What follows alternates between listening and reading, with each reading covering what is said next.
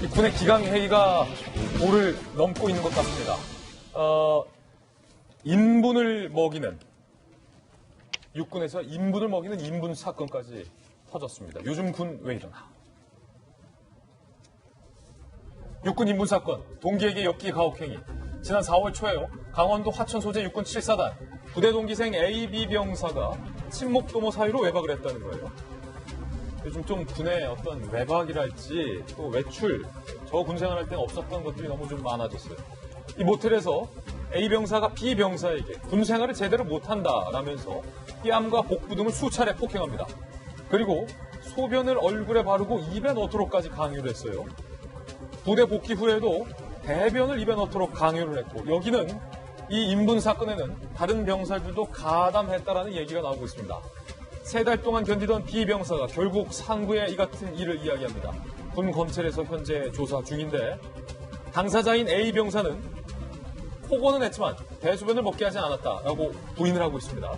이에 대해서 피해자 B 병사는 신체 중요 부위를 지속적으로 때렸고 심하게 부어올라 고환염 소견을 받기도 했다라고 강하게 고발하고 있는 현재 그런 상황입니다.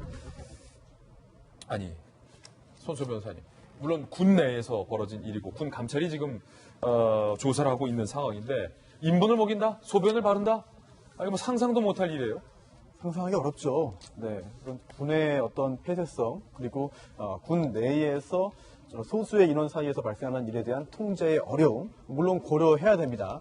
하지만 군 조직은 또 결과에 대한, 또 관리 감독에 대한 또 책임도 져야 되는 것이거든요.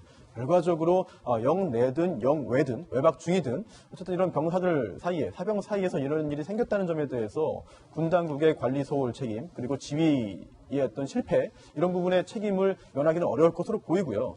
또 하나 좀 집중해 봐야 되는 것이 이 가해 병사, 그리고 또 이제 피해 병사의 관계입니다. 예. 이 관계가 상급자와 하급자의 관계가 아니잖아요.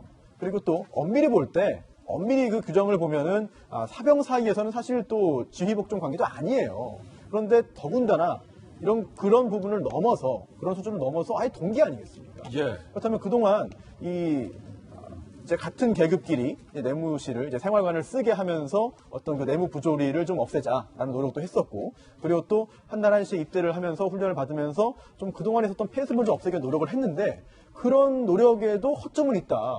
동기 사이에 어떤 우열이, 힘에 의한 우열이 이렇게 결정이 돼버리고, 그에 따른 이런 부조리가 발생하고 범죄 행위로 연결된다면 이 부분이 자칫 방심의 결과라고도 볼 수 있거든요.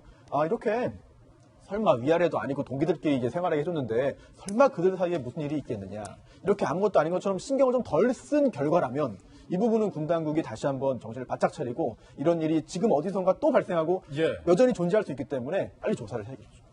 조선시대 때 신제치막이라는 풍습이 있었대요. 그래요? 예, 그래서 새로 들어오는 관원한테 모욕을 하거나 이렇게 좀 심한 말을 하는 것이 풍습처럼 되어 있었다고 합니다. 근데 그때 율곡 이이께서 이건 정말 아닌 것 같다, 좀 정당하게 대할 필요가 있지 않겠느냐 하면서 스스로도 좀 반대했고 뭔가 바꿔나가는 일을 했다라고 합니다. 그 후부터 그 풍습이 사라졌다고 하는데, 지금의 지금 군대에서 보여지는 모습들은 그때 풍습을 따르는 건지 정말 말도 안 되는 모습인 것 같아요. 우리 율곡 이이처럼 이러한 일이 절대적으로 없어질 수 있도록 누군가 이끌어주는 리더가 필요한 시점이 아닌가 싶습니다. 예.